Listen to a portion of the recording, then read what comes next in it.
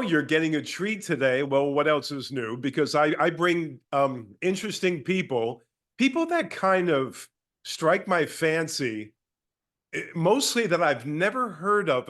No offense, Steve, that Wait I've a never heard of before, but somehow I say, how did that guy get by me? How did I not pick up on that guy's genius before now? And that's So exactly what happened in your you case. prefer people you've never met and don't really know who they are. So the more the better you know them, the less likely you are to want to have them on your show. This is a very interesting phenomenon. And did you hate your father? And all That's right. that was part Schultz and part Otto Preminger there, I think. Ah, But yeah. well, here's the thing. First, I have to ask you, Steve Stoliar, by the way, Yes. Stoliar, and Yes. uh, author, fantastic, just a fantastic individual from what I've seen. And here's the thing: I want to ask you. I have to ask you this, Yes. obligatory, and I want to know how are you doing? How were you doing? How are you doing throughout this horrendous And time how in will I be California? doing? It has been a stressor of varying degrees, depending on how close the fire or fires are to where I am. The big sections of the blaze haven't been that close, although a couple of nights ago, I was coming back from taking my usual sunset walk. And when I got to the third floor, which is where my apartment is, I looked out and could see a bright orange glow on the horizon, which is disconcerting because it wasn't there the previous night. So I just was glued to the TV for local news coverage, and it never got that close. But it's very unsettling to realize you're looking at fire. Um, and then a few nights ago, again, I was kind of content that the big blazes hadn't gotten anywhere near me. Then I live in Studio City, which is in the San Fernando Valley, California. And I started getting messages from friends and family saying, "Fire in Studio City, are you going to evacuate?" Question mark, question mark. And I thought, what, how has this been kept from me? So I turned on the local news, and they're covering a two-house inferno and mentioning an intersection that's walking distance from my apartment. So it went from, I think we're quite a ways away from any trouble, to what do I take? How do I corral my cat into the carrier Mm. if I need to? And mercifully, it was not a spreading thing that the I think 50 firefighters pounced on it and put it out within an hour, but it was a very stressful hour as I wondered what. I looked around my apartment and thought, what in the world do I take? Mm. If anything, it seems like you need to take everything or nothing, because it's kind of, I mean, apart from necessities like your wallet and, that kind of Right, thing, right. what mementos? So I didn't have to deal with it then, and it doesn't look like I will have to deal with it. They're expecting some more windy conditions tonight into tomorrow, but it's not supposed to be anything like those first couple days where they were literally hurricane force winds that made fighting the fires virtually impossible until they died down. Yeah, well, they That's said everything fell just right or just wrong, Yes, actually. it was the imperfect storm. Yeah, yes. Uh, Good way to phrase it because man, drought, yeah. drought, wind, and possibly arson. They don't know exactly what they have arrested a couple of people for arson on some of the smaller blazes, and it feels as if the death penalty is too good for them, because the idea of, I mean, it's one thing if it was like a homeless encampment and they had a fire to cook or heat, and a Right, right. gust of wind took it. It's like, well, I don't forgive that, but I can understand it. But someone getting in their car, driving to where it's really dry, tinder dry, and lots of brush, and trying to start a fire, leading to, well, I mean, there's at least 16 dead now, and that's sure to rise when they start examining more carefully the ruins of the homes, plus all the homes. I saw someone on the news last night saying he and his wife had spent 30 months building their house and had lived in it for a year, and it has now been reduced to ashes. That is so, if it ever hit around here, something similar happened. Excuse me. And Yeah. so bless you. And something similar happened around here. I'd take my wife, scoop her up, run her down the stairs. I couldn't care less about anything. But I say that now, but maybe the wallet, as you Yeah. mentioned, maybe if I had a cat or a dog, we'd Yeah. scoop him or her up. But that's all as long as you get out bodily, that's all you Yeah. need. I mean, it's a cliche because they talk to the people that have lost everything and they say, my wife and daughters are fine, and we got the dog out in time, and the rest of it is just stuff. And as you know, Although too, I Steve. tend, huh? Yeah, go ahead. I'm sorry. Well, I tend to be attached to my stuff. I'm materialistic, not in a greedy way, but in the sense of this has meaning. This belonged to my mom. This belonged to my late wife. This was given to me then. So things take on meaning and attachment beyond just the dimensions of the object itself. But I'm not going to let it stand in the way of safety. Um, I also had a sort of a dry run 30 years ago was the Northridge earthquake. And I faced a similar sort of what do you grab if you don't think you're going to be able to come Mhm. back? And my late wife and I were able to come back and get things before the place was red tagged. We were able to move out and into another apartment. But there was that kind of sickening in the pit of your stomach feeling looking at all these books and photos and letters and stuff that make up the fabric of my past. There's sentimental value, and these things mean something. Yeah. But then again, when you look at it in a different way, you say to yourself, what do they actually represent? In an emergency, I'm getting the hell out of there. Yes. Let the chips fall where they may. But you want And to, people say that photos are irreplaceable, but if they've been scanned into your computer and you have a small backup disk, you can put that in the back of your pocket and not worry about photo albums and snapshots and all that. So yeah, that's why it's a good idea to make that list while your mind isn't like the diagram of an atom with everything zooming around. you And have to prepare. You have sit to there run a with a little mug of fire drill. coffee and go, one, okay, I want to have that. I want to bring those with me. I need to pack that. And then you've got that because your head goes, or at least mine, just goes upside down when it's a sudden panic, when it isn't just the flames slowly advancing and you've got to give thought to this and a warning, but when it's just going from 0 to 100 in no seconds. Anyway, that's the short answer to your question. Well, I'm so glad you're well. I was thinking about you, even though we haven't met until today. If you call this meeting, that is, this is It, the it, it, 2025 version of meeting. yes. It's not quite the same thing For as all I shaking know, hands. you could be computer generated. That's right. I'm AI. I'm AI. Can't you tell? I'm artificial unintelligence, artificial Hey, you. stupidity. Yeah. Hey, you. Wasn't that a Pink Floyd, beginning of a Pink Floyd? Hey, you. Yeah, Hey, yeah. you. The Wall album. But here's the thing about Steve that I really found interesting. Please tell me. Anything I watched, I cheated, Steve, because I watched this podcast. You're on some cat's podcast with the beard. I don't know his name, but I was watching you two speak. Any reference, Montgomery Clift came up about one of my favorites. You had a Julie Harris reference about I've any reached that reference age. you picked I've up on. reached that. I'm 70 now. Yes. And I've reached that age where mentioning someone triggers an anecdote, either personally or one or two Kevin Bacon steps removed.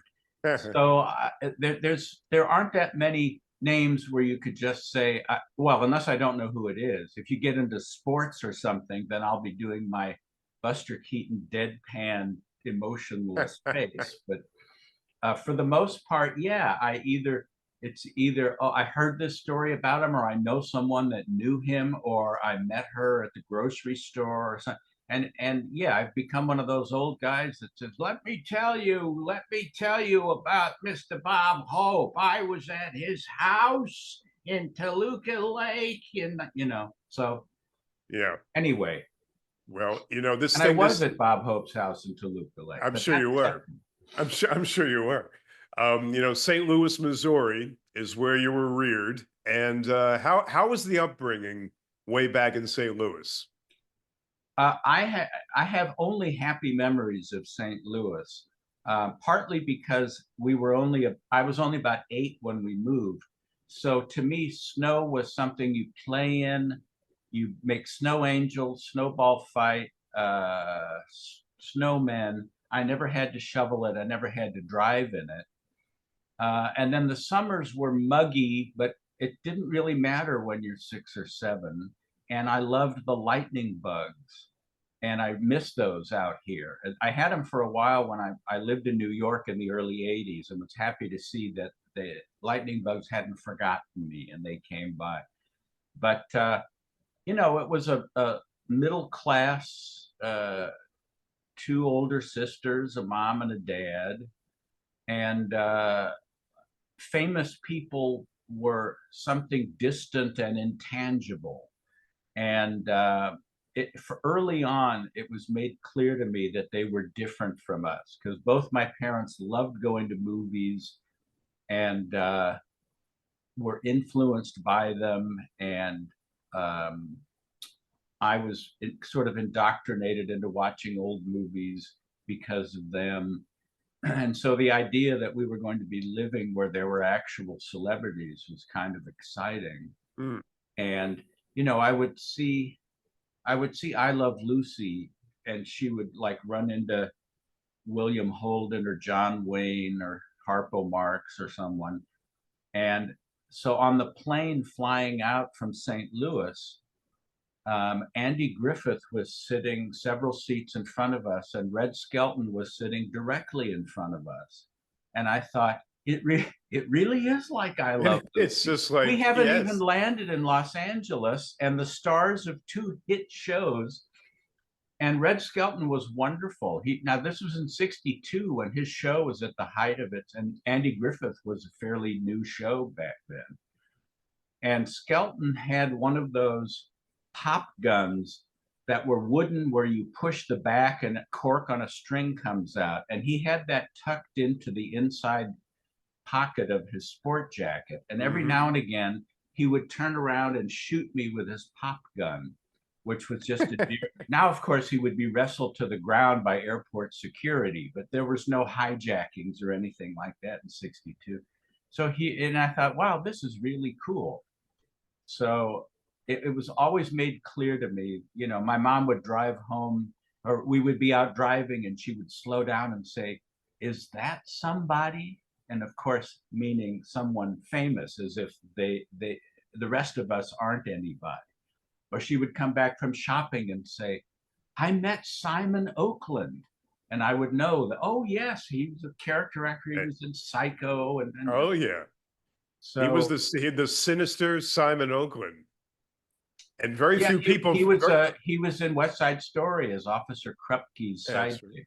That's right. And I'm surprised you got any word out of Andy Griffith on that plane. If you did, he was known to be not very friendly. Am I right Funny on you that? should say that, because when I think of Skelton, it triggers a warm feeling. My older sister had been crying because her boyfriend hadn't come to the airport to see her off.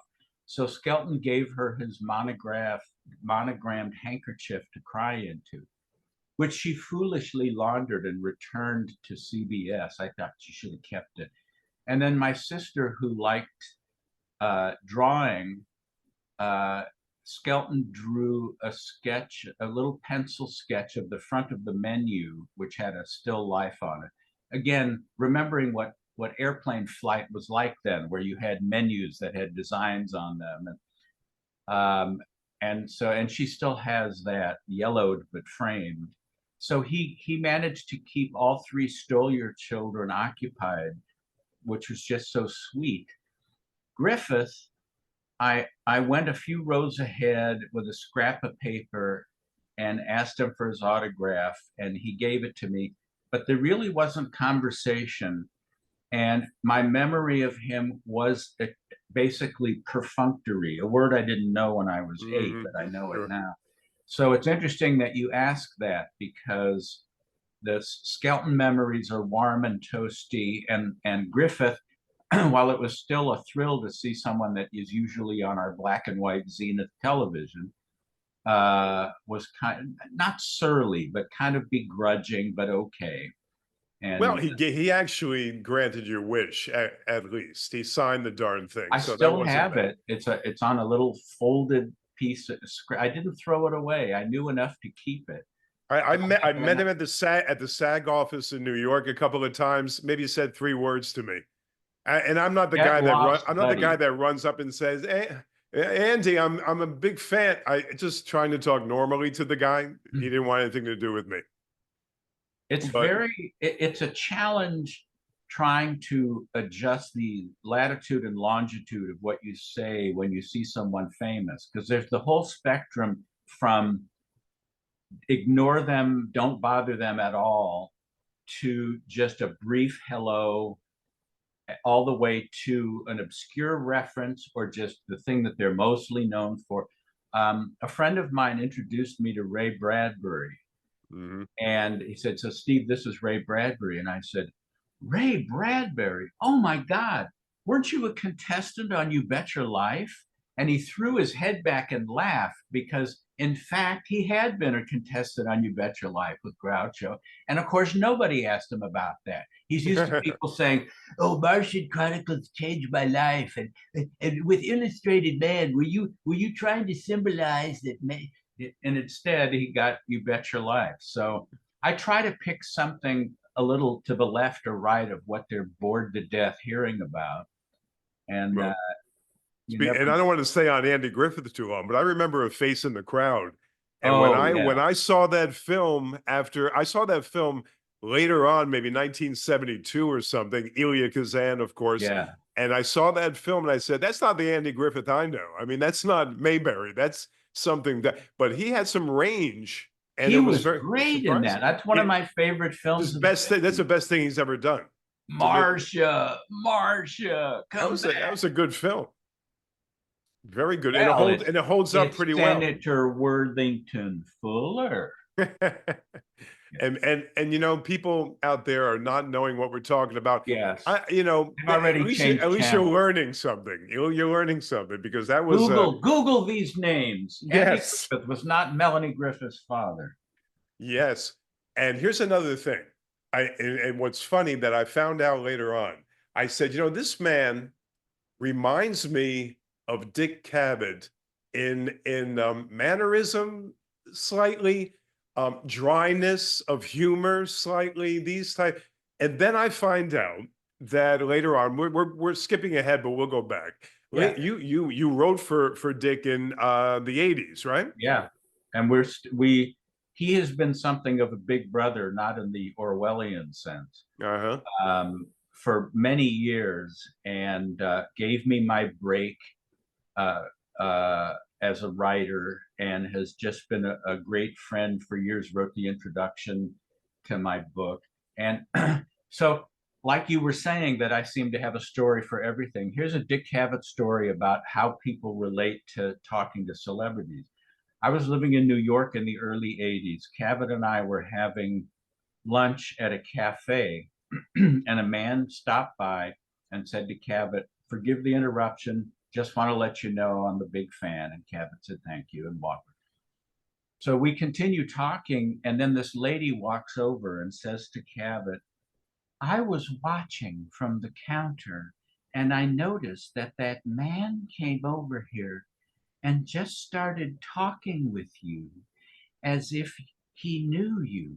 And I thought it must be terrible to be a celebrity, to have strange people come up and just begin a conversation while you and your friend here are." And I could feel this laugh starting in my ankles and going up to my, and I thought, I can't laugh in this woman's face. But the irony, and I was actually turning red, and I put my hand over my mouth and went into those silent hysterics you learn how to do in class so the teacher doesn't see you or hear you. And I knew if I made eye contact with Cavett, it was all over. But snot was running between my fingers as this woman continues saying how terrible it must be. It's like a scene from a movie or something. But anyway, that was par for the course of the kind of things you run into when you're celebrity adjacent. Yes, when you're right there among them, it's it becomes an everyday affair anyway. After a while, you just, I saw Hope in the, well, this is going back. I saw Hope in the cafe. I saw this one over here, and but the initiation, so to speak, that you were able to get on that airplane probably made you think that this is California. This is the land of milk and honey. This is where I want to be, because you had that, and right away you were. Hot and cold running celebrities. And I That's thought, right. wow, it's going to be like that forever. And it was months until I saw anyone else and caught a glimpse of Jesse White at a delicatessen. Now that's a name that I'm Google not. the name. Who's Jesse White now? Jesse White starred, and he was in Harvey as the white suited asylum guy. He was the Maytag repairman for a long time. He was Okay, always now a wisecracking guy with a cigar. I know who you mean now. Been in a Yes, million TV shows and movies. that's the one that you know his face, but you don't know his name. You're that guy. Yeah, right. You're that. I had that happen. You're right. Everything leads to a story. I was at a bookstore in Hollywood in the 70s, and I spotted character actor Benny Rubin, Hmm. who, again, if you saw him, he'd been on I Love Lucy and a zillion shows and tended to have a Yiddish accent, but did a lot of dialects. He was part of the Jack Benny troupe of character actors. And I thought, he'll be impressed that I know his name instead of, oh, you're familiar. So I went up and I said, it's nice to meet you, Mr. Rubin. And the first thing he did was say, do you have my book? And I thought, and he turned to the bookseller and said, you have my book in stock, don't you? And they said, I don't know, Benny, it's hard to keep it on the shelf. And the guy goes and gets a copy and hands it to me, and I start looking through it. And Benny mistakes that for reluctance and said, I'll tell you what, I'll give you $2 off if you'll buy. And I said, no, I don't need you to give me a discount as long as you sign it. All right, I want you. So after he signed it and left, the bookseller looked after him and said, poor bastard. So that's what I got for knowing his name was, do you have my book? Anyway. You started trouble there. Yep. And we have to get to Groucho. We've been talking for about 15 minutes. We haven't spoken about the great Groucho yet. One of the main reasons I wanted to talk to you, Raised Eyebrows, fantastic title, by the way. Thank you. This is a lifelong dream, or a guy you idolized for how many years, then suddenly you're just thrust into this situation where it was a literal dream come true. I try to avoid cliches like the plague at all costs. But in this case, I used to dream about meeting Groucho, and they were really tangible, visceral dreams. And in the dream, I would think, this isn't a dream. This is really happening. I can't believe it. And then the dream would start to dissipate. And as I would wake up, I would think, damn, it was so real. It was so real. I had really gotten into the Marx Brothers in high school. Mhm. And of the Marx Brothers, Groucho became my instant favorite because his sense of wordplay, also the audacity of saying things that you'd like to say without getting in trouble. He was my favorite, but I knew in the early 70s that he was elderly and in frail health. And I thought, there's no chance our paths will ever cross. And I would get so frustrated because people would say, oh, yes, I saw him taking a walk in Beverly Hills. And there was, let me see, there was a pizzeria in Beverly Hills called Jacopo's, and my roommate Daryl and I ate there once, and they had a Groucho special on the menu, and I thought, well, that doesn't prove anything. You could go to Cantor's Deli and find the Al Jolson sandwich, and he's been gone for decades. So I said to the waitress, "Does Groucho Marx really eat here?" And she said, "Oh yes, he came in. Let me see, yesterday, as a matter of fact." And he's so funny. He always comes in right after we open, and he tries to pay with $100 bill, and he knows I can't make change. And I thought, why is Groucho wasted on a waitress? It should be me in the waitress's uniform. So it was through a strange and wonderful set of circumstances that you could not have recreated intentionally, that our paths crossed when I was a history student at UCLA, and I started a committee and a petition drive to get Animal Crackers re-released because it was tied up in legal problems, and Universal, who owned the rights to the old Paramount films, saw absolutely no point in spending good money on an old black and white Marx Brothers movie when they could be putting it into Airport 75, another important motion picture. So I managed to get in touch with Groucho's publicity people, and he came to UCLA. We had our little table on Bruin Walk, which is where all the activist tables were. There was like gay rights and legalize marijuana and end the war in Vietnam, and then get Animal Crackers re-released. and there were newsmen and hundreds of t-shirted, tennis-shod kids crowding in. And I said, "Groucho, I am very happy to be meeting you after all this time." And he said, "Well, you should be." And Erin Fleming, who was the young woman who was kind of in charge of his life then, said, "This is Steve Stoliar. He's the one who's trying to get Animal Crackers re-released." And Groucho said, "Well, did you get it?" And I said, not just yet, but we're working on it." "Well, you better, or I'll fire you." And I said, "I didn't realize I was working for you. How much are you paying me?" And he said, "A little less than nothing." And I thought, I don't believe this. Here we are chatting with my hero, um, and of course, and he was great, and he was diminished from age and infirmities, but the core that made him Groucho was still there. One reporter said, "Mr. Marx, what is the purpose of your appearance here today?" "I expect to get lunch." "No, but I mean, besides that." "I may get dinner." And another reporter said, "What do you think about how the younger generation has embraced the Marx Brothers?" "Well, I'm flattered by it. Last Halloween, 3 kids came to the door dressed as Harpo, Chico, and Groucho." And I said, "What did you give them?" And he said, "I sent for the police."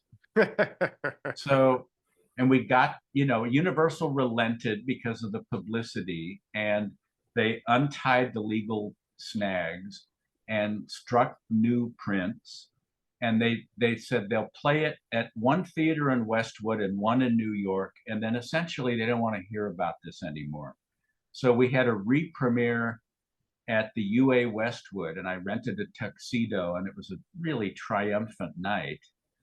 And it ended up breaking the house record at the UA Westwood that had been set several years before by the French Connection. Uh-huh. And it was great to be in a coffee shop and look over and see a line down the brick wall of kids waiting to see this Oh, almost lost Marx Brother. that's fantastic. And by the way, folks, this is the 70s. This is leading up to Groucho's death, I think 1977. I think it was. I think he died at 86 or 87. Yeah, he died in 77. This is 74. 74. Okay. This is and you're talking about an icon that, as Steve said, diminished by this point in time, but still, shades of what he Yes. once was. Now, you mentioned someone protagonist, so to speak, Aaron Fleming. Now, Antagonist, so to speak. antagonist, I'm sorry, Aaron Fleming. Now, what you're talking about here is someone that you started out with on a very good note, Yes. but it didn't end up that way, or in between, it was less than happy, wasn't it? Well, again, it's a cliche, but an unfortunate situation where a wealthy, once powerful man hooks up with a years younger, ambitious woman and alienates the family and the longtime friends and has her sights set on money and influence and that sort of thing. And that's what happened to Groucho. She was a moderately successful actress, mostly stage, from Canada. And she was hired to be his secretary initially. And then she gradually grew in importance to being his manager. And as he grew weaker, he grew more reliant on her for decisions. And in addition to the fact that she was a difficult person to deal with, she had genuine psychological problems. She was unbalanced. She was later diagnosed as a schizophrenic and was on various medications, some prescribed, some recreational. And it made for a very volatile situation because I'm I'm working in the house of this frail old man that I think the world of, and he has put his trust in a volatile, could go hot and cold, would have screaming fits and slam doors and throw her keys. And, I grew up in a very middle of the road. There was no yelling, there was no slamming of doors, there was no four-letter words. It was a very, you know, Proper. tranquil sea level kind of thing. And all of a sudden, there's this literal crazy woman, and it became very difficult to try to stay on the good side of someone where you would think when she hears this, she's going to really go crazy. And then she would laugh it off. And then there'd be something you think was totally innocuous, and she would just go on a rage binge. And I'm kind of amazed that I lasted as long as I did because she hired and fired the staff. Groucho, we came to the lunch table one day, and Groucho said to Erin, "What's the matter? Aren't you feeling good today?" And she said, "I feel fine. Why?" And he said, "You haven't fired anyone today." So it's like he was sort of nobody's fool, even though he had been taken in by this Well, woman. he had that anarchist in him, Yeah, this anarchist bent that he had, and he always trying to. And then I don't know if he's trying to start trouble, but always a ready quip. Just yeah. a one of a kind. And people know him from You Bet Your Life, mostly these days. I guess. I Those mean, films aren't played enough right now. When no, you agree with me? I don't see these films anymore. it's too bad, but there is such an abundance of what do they call it? Product. Mm, Um, you know, the idea that when I was a kid and wanted to see a particular old movie, I just had to look through TV Guide each week and right. circle with a pencil if they were going to be showing Goodbye, Mr. Chips at 2:30 in the morning. I would just will myself to stay awake past Johnny Carson, past Tom Snyder, into the netherland of local car commercials and all that, and then finally see it.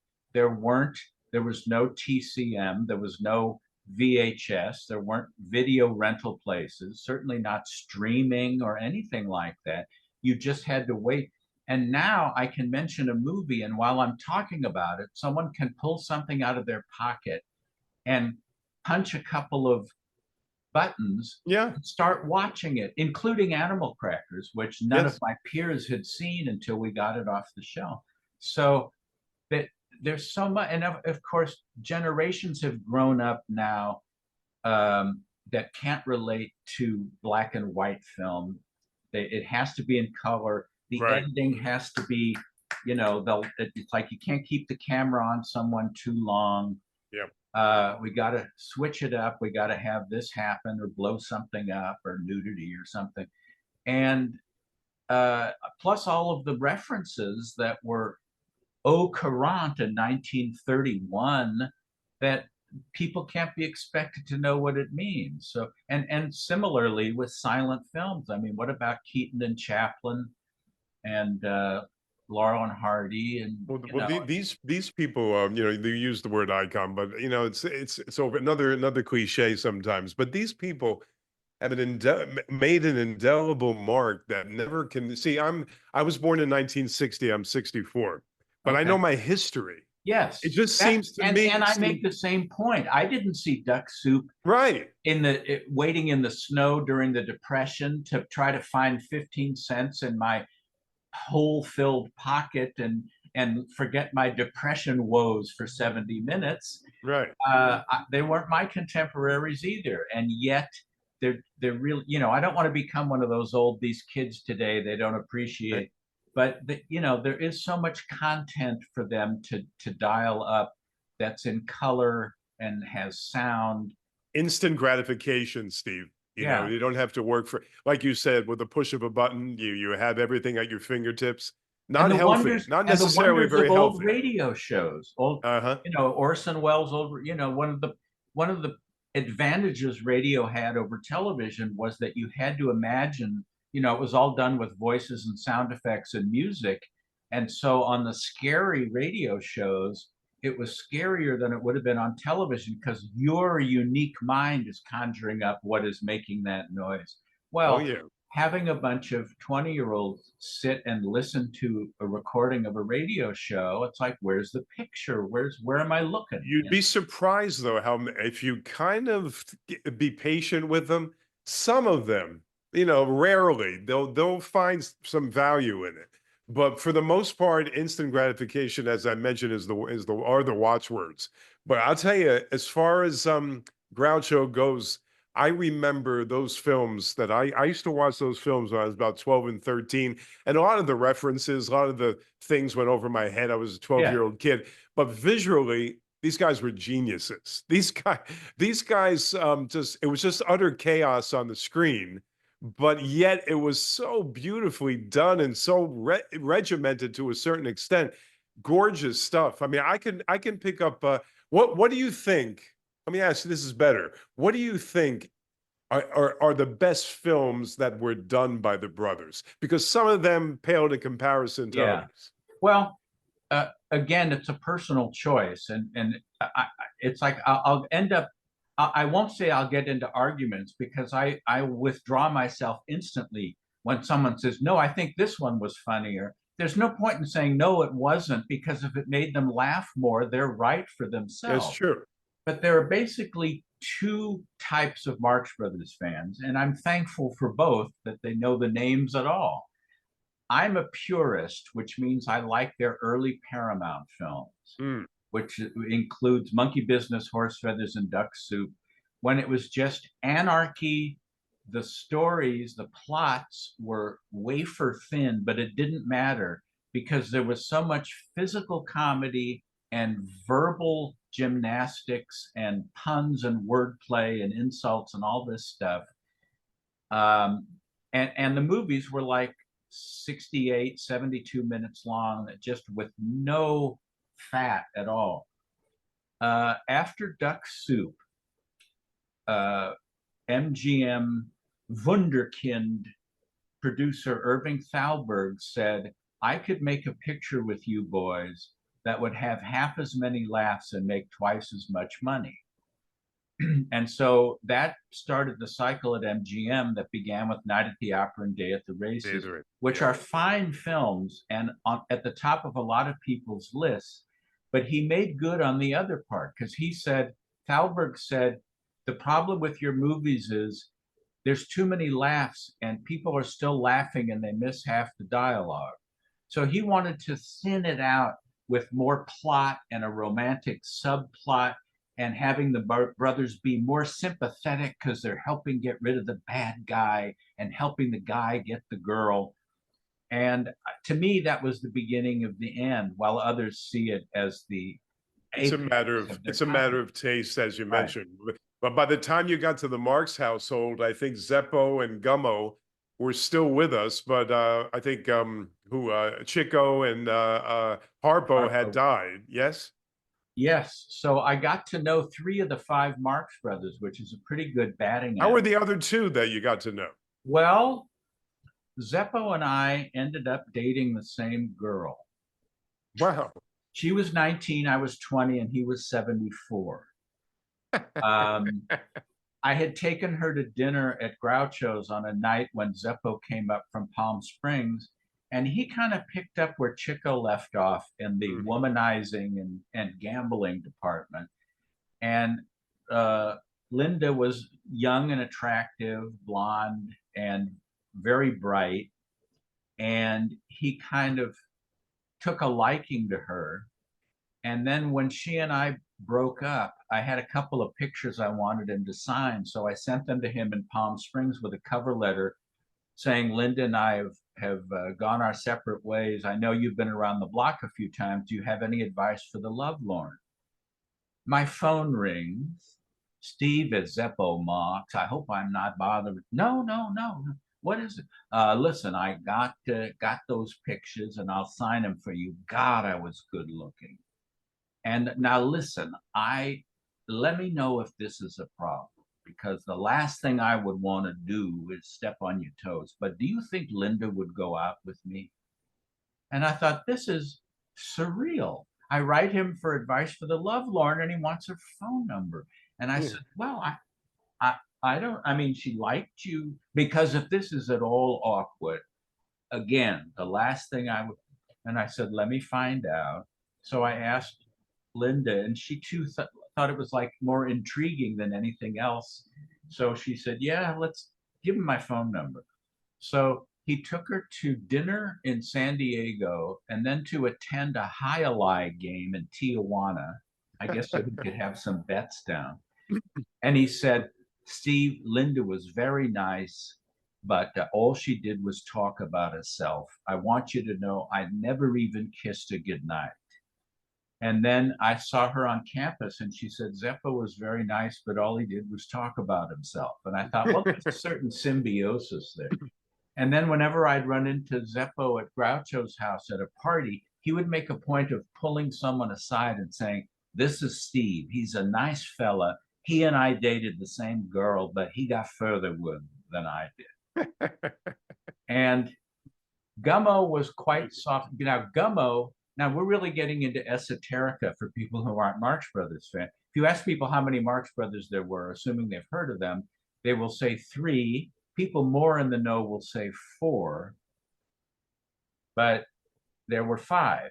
And Mhm. Gummo left the act in vaudeville in 1918 to go help with World War I. That's how far back they go. And so 17-year-old Zeppo was drafted into the act to be the straight man. So Gummo was out of show business very early on, although he later became he later managed the Marx Brothers and Groucho's solo career. Gummo also had a sense of humor, but was very soft spoken. I didn't have any pictures for him to sign when I met him. All I could find was a 3x5 card. So I asked for his autograph and he signed it and he said, he pointed to his signature and he said, if this were at the bottom of a check, it might actually be worth something. So I got to know three of the five Marx Brothers. And you were the archivist and the And I was, secretary. yeah, Aaron wasn't able to be his secretary anymore because her duties had expanded to running his life and career. So I handled fan mail and provided autographed pictures for people that wrote in for them. He would sign a stack of pictures with a black Sharpie with just Groucho, and as requests came in, I would personalize them. And as I walked out of his room once, I said, on behalf of all of the fans that'll never get a chance to thank you, um, thanks for taking the time to sign all these pictures. And he said, well, I consider it part of my job. And I thought, what a class act you are. and then also to organize all of his memorabilia, which again, I was just in hog heaven because the closets were bursting with scrapbooks that his previous wives had kept from vaudeville through the Broadway years, the early film and radio and television. And then there were letters just in shoe boxes and photos, family photos of the brothers out of makeup with their families, scripts with Groucho's handwritten annotations. And they were paying me money to put these things in order. And also, when it was lunchtime, it was a very democratic household. I was welcome to sit at the table. It wasn't like I had to go into the kitchen and grab something and then zap back into my room.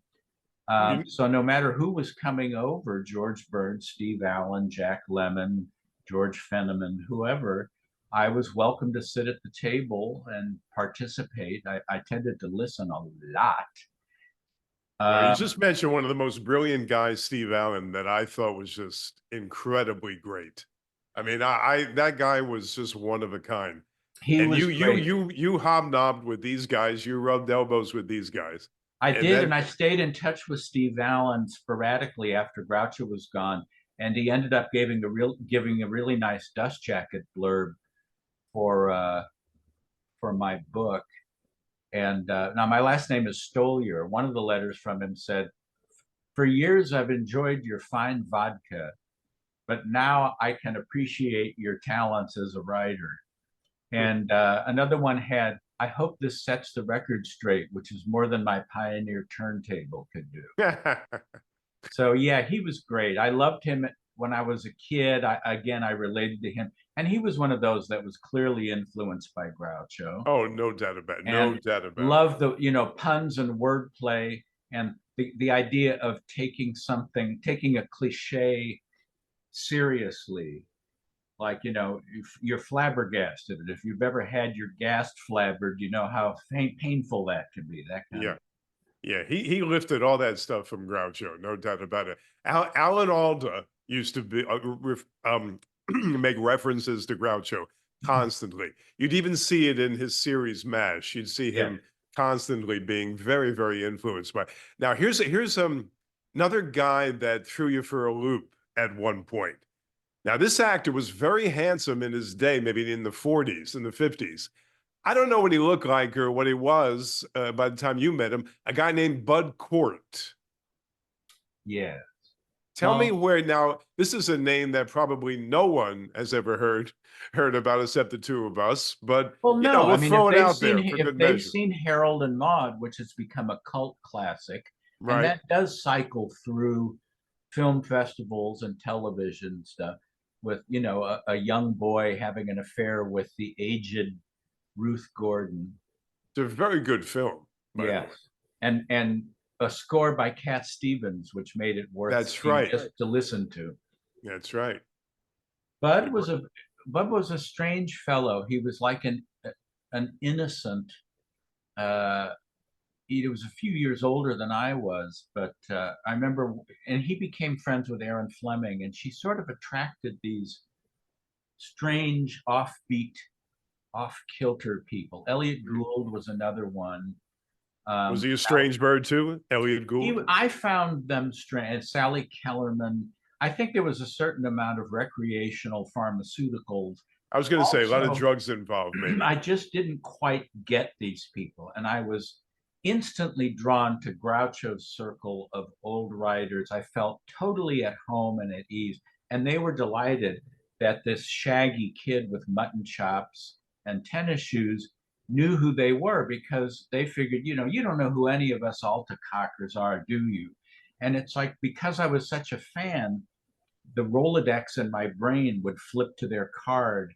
And it's like, you're Nat Perrin. You co-wrote Monkey Business and Duck Soup and created the Addams Family TV show. You're Irving Brecker. You wrote At the Circus and Go. And it's like, wow, this kid knows who we are. So I felt very at home around them.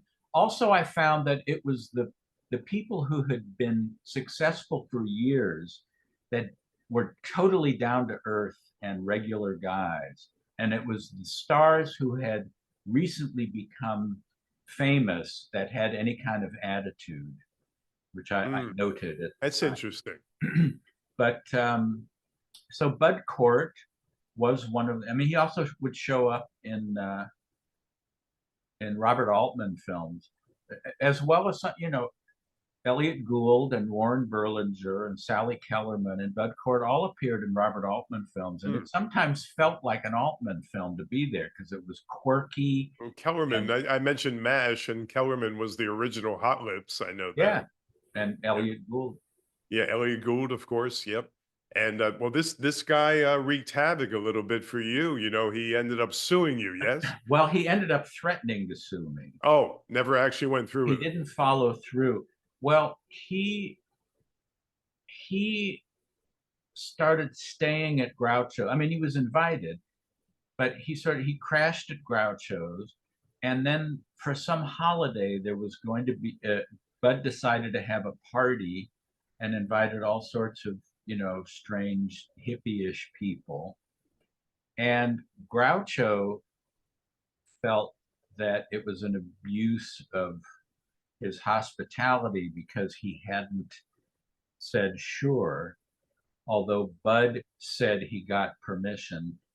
Anyway, when Raised Eyebrows came out, I ended up getting a phone call out of the blue from Bud Cort saying, I'm I have advised my attorney to begin proceedings to sue you, basically for saying that I took advantage of Groucho's hospitality in 1974. And then started pleading his case. I had permission. Groucho knew I was going to be there, and that's not true. No, no, no, no, no, no. And that scared me because no one had ever threatened to sue me before. I had nothing to do with the legal world at all. And so I immediately called. Oh, and so then I got a letter from his attorney saying, your book is causing undue harm and to the career and the stature of my. And what Bud had said was, I want you to recall all the books and take out what you said about me, which is just, Impossible. how do you, yeah. So I called the publisher of the initial thing, and I started reading it to him because I wanted advice on what I should or shouldn't do so I don't get into it. And he said, and who is the lawyer? And I mentioned it. And then the publisher started laughing. And I said, what are you laughing at? He said, he uses the same law firm that we use. And our attorney who vetted your manuscript is over his attorney as a partner. So What a flub that was. what are the chances of that? So nothing came of that. That's a very coincidental thing right there. Oh my goodness. So what I said to Bud, I'll tell you what, if there is another edition, I will put in that your version of it. And that sort of, he was content with that. But then of course, when the revised version came out in 2012, I told the story the same way I told it to you, which sort of makes fun of his Yeah, you kind of needling the quixotic guy. thing. But he wasn't, maybe he wasn't bright enough to pick that up. He let it go though, yes? Well, he said he called me a fat piece of shit. Oh well, you know. But since then, I have lost 90 pounds. I And was I'm gonna proud just to say say that I am no longer a fat piece of shit. I'm only a piece of shit. that. I And was I'm, well, you don't want to be a fat piece of shit. But no, actually, I was just looking at you from what I can see, and I said, this is not a fat man I'm talking to. thank you. Yes. So you dropped 90 pounds. That's fantastic. Well, that, you know, it's very interesting. I want to depart But from I this. hasten to add that for the Yes. most part, the people who are in the book that read it were very pleased with it and felt that I had an uncanny memory for details. Although occasionally there would be someone who would say, you got everything absolutely eerily right except what you said about me. Of But course. nobody was really angry, and nobody but Bud threatened to take legal action. Because the other thing that my publisher said was, Bud would have to prove that your book has prevented him. He would have to get witnesses to say, like, I was going to hire Bud Cort to star in my movie, and then I read this book that said that he may have overstepped etiquette at Groucho Marx's house 30 years ago, so I'm not going to hire him. Which, Right. anyway, but it's It still was it was stressful for a while because I would rather people like me. I didn't dislike Bud. Um, he was just sort of this crazy, strange. I remember him one day at Groucho's. He said, "Have you been to the post office yet?" And I said, "Not yet." He said, "Oh, because I have a letter I want to mail." And I said, "Well, the mailman hasn't been here yet. Why don't you just put it in the mailbox with the flag up?" "What? You could just put it in the mailbox with the flag?" "You're kidding. You can just do that?" "Oh, wow. Oh, wow." he was struck by that. Yes. I mean, I thought it was common knowledge. That was a revelation. Yeah. Actually, well, it was a very tame reference. I mean, from what you told me, it was nothing, ripe for suiting. I suing. I didn't see it that way from what you explained it to me. But when you look back and you think about these films, I'm a big film buff. I'm just going to depart from Groucho for a second. I'm just very curious because you're such a student of this whole thing. If I name a film, give me your opinion. I got a few in my head, my favorites. You tell me, and I'm going to go back to the 50s. That's as far back as you're going? Yeah, but only because, to be frank with you, I didn't care for the 30s and 40s Oh, that all right. much aside. I really started to really get into the 50s, 60s, Okay. 70s And don't get genre. me going on retroactive political correctness, or I'll throw something and it won't be a No, party. no, because that's no, because I don't Okay. deal with that on my show because we just say it like it is. We try to anyway. 1954 Academy Award winner, my favorite film of all time with my favorite actor, of course, On the Waterfront. Give me I a little love On synopsis. the Waterfront. I think it holds up wonderfully. I realize Elia Kazan named names, but that didn't stop me and doesn't stop me from loving that and Face in the Crowd. I have a Brando story if you want it. Oh yeah, let's hear it.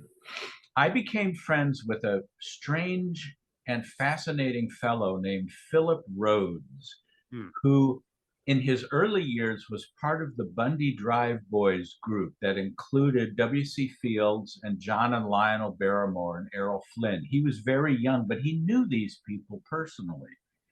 He also was Marlon Brando's personal makeup man from Streetcar Named Desire on Broadway, which was 47, throughout Brando's career and became his friend and often hung out with him. He helped the makeup on Godfather. I mean, he was, and he would often say, "Well, I had brunch with Marlon, and we went to a salad bar, and it's amazing how much he can put on his plate." And we talked about the, and I said, "If I gave you a picture, do you think he would sign it?" And he said, "The best I can do is tell you I'll try." So I found an original still from On the Waterfront of him on the roof talking to the cop, Leif Erikson. Uh-huh. And I gave it to Phil. And a couple of weeks later, he called and he said, "I have good news and bad news. The good news is Marlon signed your picture." I said, "What's the bad news?" "He fucked up your name." I said, "What happened?" He said, "I showed him the picture and I asked him to sign it. And he said, 'Phil, this is the first time in all the years I've known you that you've asked for an autograph.'" And I said, "Well, Marlon, this is the first time anyone has wanted one." So Marlon said, "Who is it?" And I told him, "Steve, just make it out to Steve." And he said, "What's his last name?" And I said, "What the fuck difference does it make, Marlon? Just say," he said, "I want to know his name." So I told him Stoliar, Stoliar. And he signed it and he gave it back to me.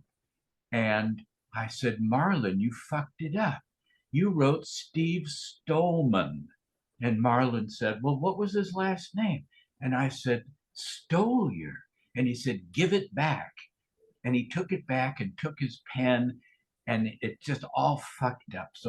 And I thought, this is great. Not only do I have an autographed picture of Marlon Brando, I've got this story that goes with it. And as a matter of fact, certain friends of mine took to calling me Stolman Stillman. as a joke because, I mean, it's too bad there wasn't any video of that conversation with Phil at Marlon's house, handing him the picture and all that banter back and forth. So I now have a slightly defective autograph on an original on. So see what happens. You mentioned On the Waterfront, and you get a Brando story. Oh yeah, I mean, Brando is just there's countless stories of him, and people are fascinated by him even to this day.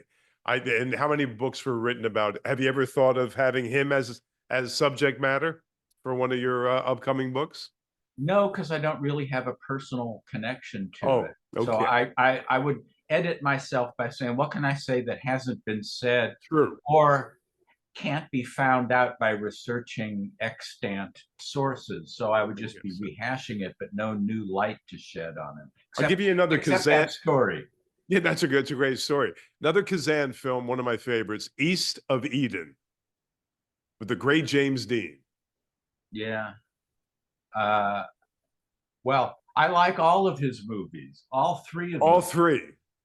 Giant and Rebel Without a Cause, and I mean, they're all. It's a crying shame uh, that he wiped out in his sports car, because we'll never know what.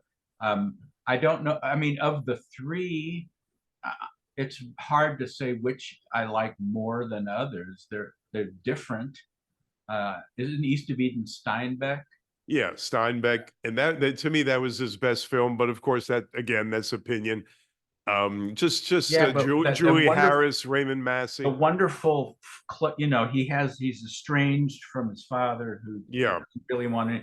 And then at the end, after Massey has had a stroke, and Jimmy Dean throws the nurse out, and yeah, Massey gets a slight smile, and yeah. and wants wants his son to do for him, so that they're able to kind of patch things up as the curtain Yes. comes down. The unsung performance, but she got an Academy Award for it. Was Jo Van Fleet, the Oh mother. yes, yeah. He Fantastic goes out and performance. sees her. Yeah, she was good. How about Kuhan Luke going forward to 67 or so? Loved it when it came out. Still like it. The woman who washes her car, that Yes. drives George Kennedy crazy, that he figures has to be named. Uh, Yes, yes, yes. I'll think of it. Go ahead, keep going. I'll think of it. What is it, what was hon? BB? What was BB King's guitar's name? It's not. It's Lucille. Yes, Lucille. Lucille. You know, Because you just know Cindy, her my name's wife Lucille. said Louise. She was very No, close. Lucille. Lucille.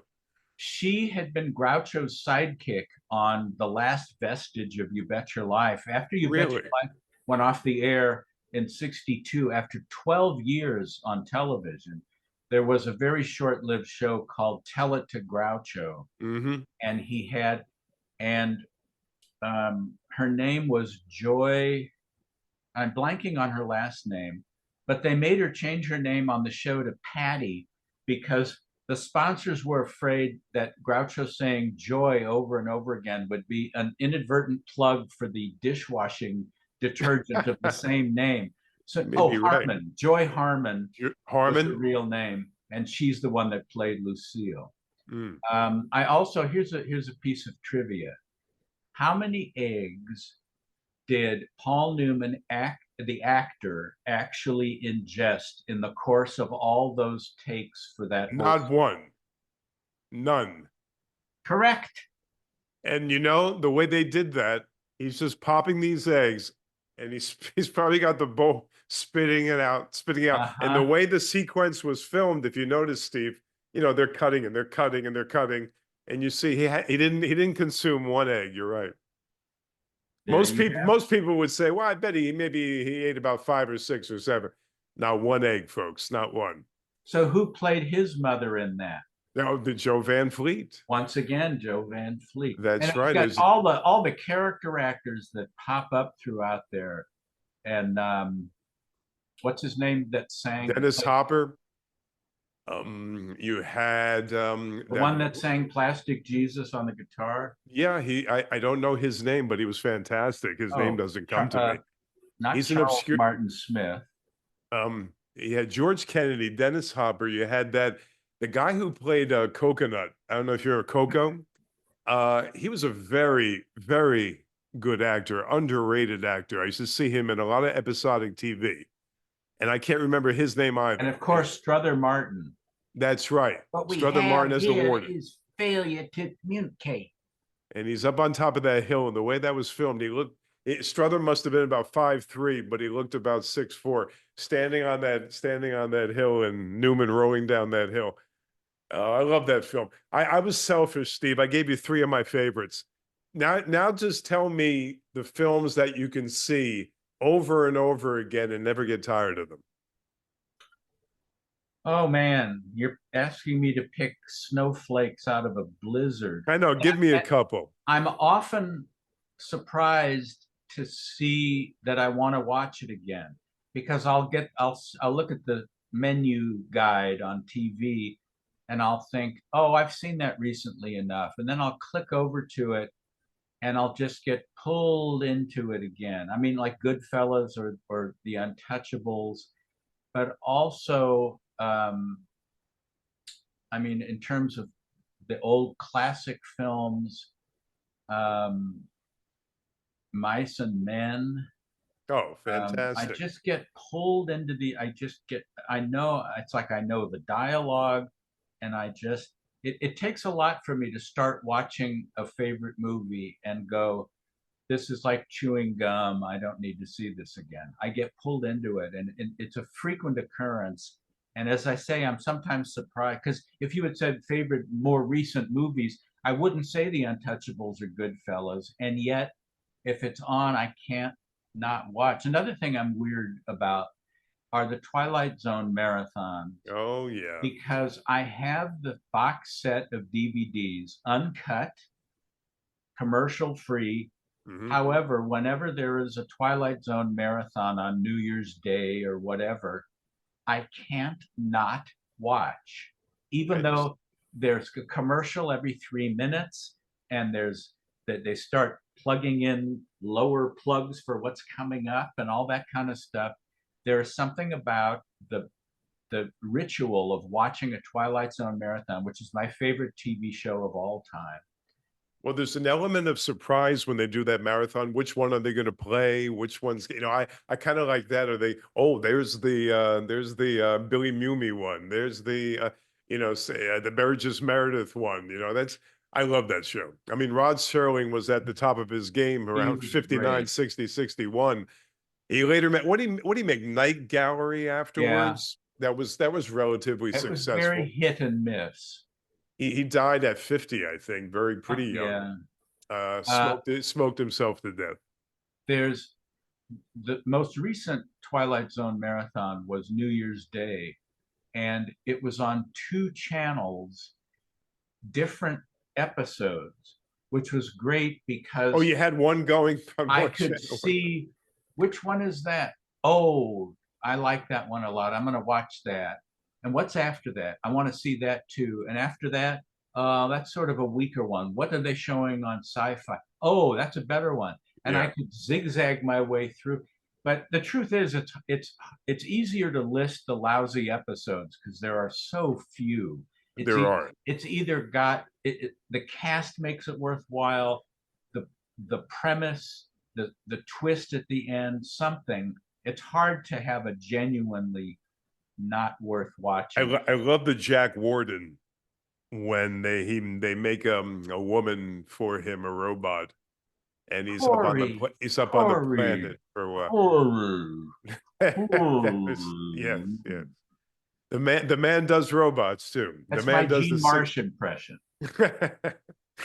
All All right, so let's plug the book and let's tell the folks where, where they can get it and everything else. I know where people can get books. I'm sure everybody else knows. Well, the book that we made glancing references to was Raised Eyebrows: My Years Inside Groucho's House, and you can find it on Amazon in Kindle and also audiobook with big surprise, me doing all the voices. And if you would like to have a copy signed or personalized, you can order one from my website, which is Steve Stoliar, Stoliar, not Stolman.com. And I'll be happy to send it right out to you.